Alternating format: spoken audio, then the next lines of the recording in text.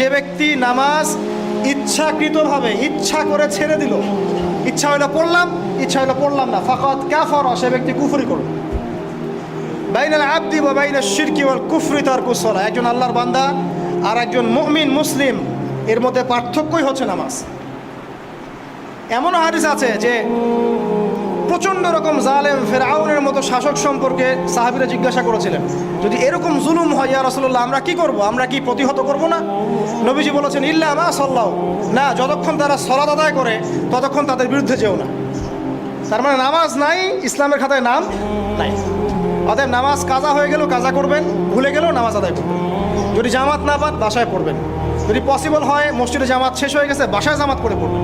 নামাজের কোনো মাফ আল্লাহ পাক তৌফিক দান করুন, আমিন।